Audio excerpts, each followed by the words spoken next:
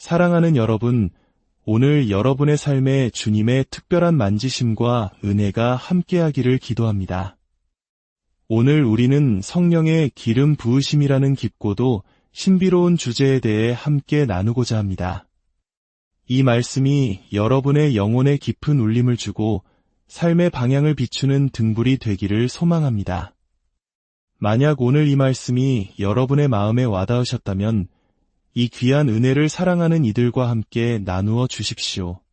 채널을 구독하고 알림을 설정하시면 앞으로도 주님께서 주시는 지혜와 평안의 말씀을 놓치지 않고 받아보실 수 있을 것입니다.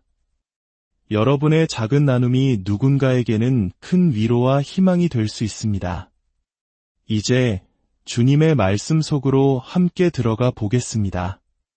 구약성경 전도서 9장 8절에는 이런 말씀이 있습니다.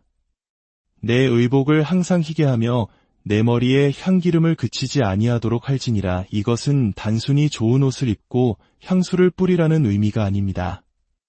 이는 하늘로부터 우리에게 주시는 하나의 명령입니다. 항상 정결한 삶을 살고 결코 성령의 기름 부으심이 마르지 않는 삶, 즉 하나님께서 주시는 능력과 임재로 충만한 삶을 살아가라는 영적인 권고인 것입니다. 성경은 분명히 말합니다. 기름 부으심 없이 행해진 모든 사역과 행위는 하나님 앞에서 온전히 받아들여지지 않을 수 있습니다. 우리는 그 어느 때보다 지금 성령의 기름 부으심을 간절히 사모해야 합니다. 사무엘상 13장을 보면 이스라엘의 초대 왕이었던 사울의 이야기가 나옵니다. 그는 하나님으로부터 왕으로 기름 부음 받은 사람이었습니다.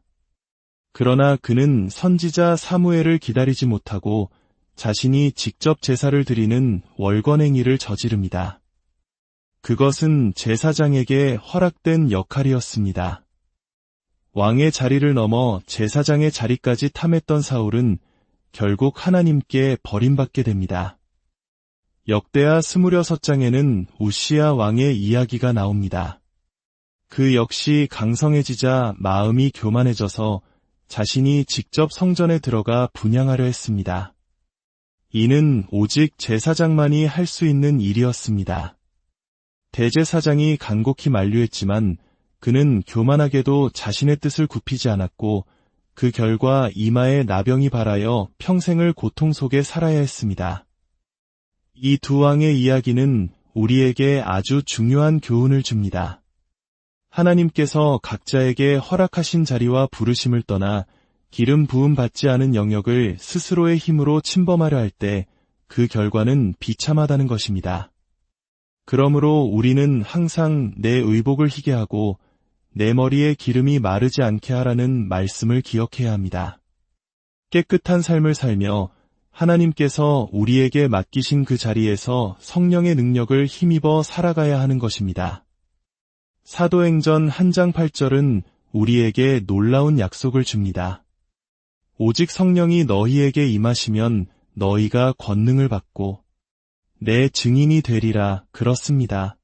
성령의 기름 부으심, 즉 그 권능은 우리가 소풍을 가거나 즐기기 위해 주어지는 것이 아닙니다. 그것은 오직 주님을 섬기고 그분의 증인으로 살아가기 위한 것입니다. 하나님은 바로 여러분을 사용하기 원하십니다. 여러분의 나이가 몇 살이든 어떤 상황에 처해 있든 결코 늦지 않았습니다. 주님은 언제나 당신을 통해 일하기를 원하십니다. 하지만 여기서 우리가 반드시 짚고 넘어가야 할 것이 있습니다. 많은 사람들이 하나님의 능력을 구하지만 정작 그 능력의 근원이신 성령님을 알려고 하지 않는다는 것입니다. 성령의 인격, 즉 성령님이 어떤 분이신지를 알지 못하고서는 그분의 능력을 온전히 경험할 수 없습니다.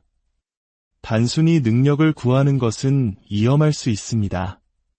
그것은 자칫 광신주의로 빠질 수 있습니다. 왜냐하면 능력을 원하는 사람은 그 능력을 자신이 사용하고 싶어 하기 때문입니다. 그러나 우리가 주님, 즉 성령님 그분을 구할 때 우리는 주님, 저를 사용하여 주십시오라고 기도하게 됩니다. 이것이 바로 근본적인 차이입니다. 우리는 성령님을 도구처럼 사용할 수 없습니다. 오직 그분만이 우리를 사용하실 수 있습니다. 성령님은 인격체이십니다. 인격체란 지성, 감정, 그리고 의지를 가진 존재를 의미합니다. 성령님은 성부 하나님이나 성자 예수님처럼 완전한 인격체이십니다. 로마서 8장 26절과 27절은 성령께서 우리의 연약함을 도우시며 말할 수 없는 탄식으로 우리를 위해 간구하신다고 말씀합니다. 이는 그분께 깊은 감정이 있음을 보여줍니다. 또한 하나님께서는 성령의 생각을 아신다고 하셨으니 그분께는 지성이 있습니다. 고린도전서 12장 11절은 성령께서 그의 뜻대로 각 사람에게 은사를 나누어 주신다고 말합니다. 그분께는 명확한 의지가 있습니다. 가장 놀라운 사실 중 하나는 성령께서 우리를 사랑하신다는 것입니다. 우리는 성부 하나님의 사랑과 예수님의 사랑에 대해서는 자주 듣습니다. 그러나 성령님 역시 우리를 영원하고 깊은 사랑으로 사랑하십니다. 로마서 15장 30절에서 사도 바울은 우리 주 예수 그리스도와 성령의 사랑으로 말미암아라고 말합니다. 또한 에베소서 4장 30절은 하나님의 성령을 근심하게 하지 말라고 경고합니다. 우리를 너무나 사랑하시기에 우리가 잘못된 길을 갈 때 그분은 깊이 근심하십니다. 이토록 존귀하신 성령님을 우리는 더욱 깊이 알아가야 합니다. 예수님께서 이 땅을 떠나시기 전 우리에게 보혜사 성령님을 보내주시겠다고 약속하셨습니다. 그분은 영원토록 우리와 함께 하시며 모든 것을 가르치시고 생각나게 하실 것이며 예수님을 증언하실 것입니다. 또한 세상을 향하여 죄에 대하여, 의에 대하여, 심판에 대하여 책망하시고 우리를 모든 진리 가운데로 인도하실 것입니다. 성령님의 가장 중요한 사역은 바로 예수님을 영화롭게 하는 것입니다. 어떤 사람이 성령으로 충만한지 알 수 있는 방법은 간단합니다. 그 사람이 오직 예수 그리스도만을 높이고 찬양하며 그분께 영광을 돌리는지를 보면 됩니다. 할렐루야! 성령님은 삼위일체 하나님의 한 분으로서 전능하시고 모든 것을 아시는 전지하신 분이며 아니 계신 곳이 없는 무소부재하신 분입니다. 시편 기자는 노래했습니다. 내가 주의 영을 떠나 어디로 가며 주의 앞에서 어디로 피하리이까? 내가 하늘에 올라갈지라도 거기 계시며 스올에 내 자리를 펼지라도 거기 계시니이다. 성령님은 바로 하나님의 임재 그 자체이십니다. 오직 그분의 능력만이 우리의 삶을 변화시킬 수 있습니다. 여러분의 영적인 삶이 마치 광야처럼 메마르고 황폐하다고 느끼십니까? 이사야서의 약속처럼 성령께서 위로부터 부어지시면 그 광야가 아름다운 밭이 되고 그 밭은 무성한 숲으로 변할 것입니다. 메마른 삶에 풍성한 열매가 맺히기 시작할 것입니다. 이것이 바로 제가 오래전 인격적으로 만났던 그리고 오늘날까지도 제 삶 가운데 생생하게 살아계신 성령님의 역사입니다.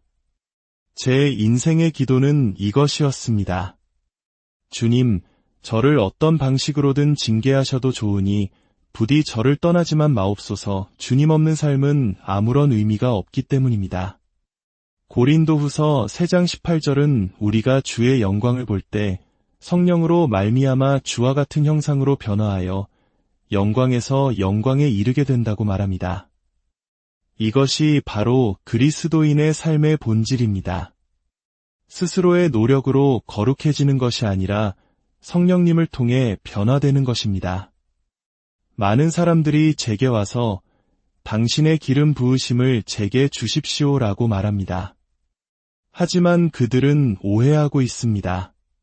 기름 부으심은 사람이 사람에게 줄 수 있는 것이 아닙니다. 오직 하나님만이 주실 수 있습니다. 물론 다른 사람을 통해 기름 부으심이 임하는 것처럼 보일 때도 있습니다. 사울이 다윗과 사무엘 근처에 갔을 때 예언을 했던 것처럼 말입니다. 하지만 그것은 지속되지 않았습니다. 마음이 하나님과 올바르지 않다면 그 기름 부으심은 머무르지 않고 축복으로 이어지지 않습니다. 진정한 기름 부으심은 오직 성령님을 인격적으로 깊이 알고 그분과 동행할 때 우리 삶에 머물며 놀라운 열매를 맺게 됩니다. 에스겔 36장은 우리에게 놀라운 약속을 줍니다. 또 새 영을 너희 속에 두고 새 마음을 너희에게 주되 또 내 영을 너희 속에 두어 너희로 내 율례를 행하게 하리니 너희가 내 규례를 지켜 행할지라. 성령님 없이는 우리가 하나님의 말씀을 지키며 살아갈 수 없다는 뜻입니다. 그분이 우리 안에 오셔서 우리로 하여금 그렇게 살 수 있도록 이끄시는 것입니다. 그렇다면 이 놀라운 기름 부으심은 어떻게 우리 삶에 임하고 머무르게 될까요? 그것은 우리의 육신이 죽을 때 가능해집니다. 로마서 8장 13절은 그 열쇠를 우리에게 보여줍니다. 너희가 육신대로 살면 반드시 죽을 것이로되 영으로서 몸의 행실을 죽이면 살리니. 여기서 중요한 것은 영으로서, 즉 성령을 통하여라는 부분입니다. 우리의 의지나 노력으로 육신의 소욕을 죽일 수는 없습니다. 오직 우리가 성령님께 우리 자신을 내어드릴 때 그분께서 우리 안의 옛사람, 즉 이기적인 자아와 죄의 본성을 십자가에 못 박으십니다. 바로 그때 우리의 육신이 죽고 영이 살아날 때 성령의 기름 부으심이 우리 삶의 강물처럼 흘러넘치게 되는 것입니다. 여러분은 성령께서 여러분의 육신을 죽이시고 당신을 온전히 사용하시도록 자신을 내어드릴 준비가 되셨습니까?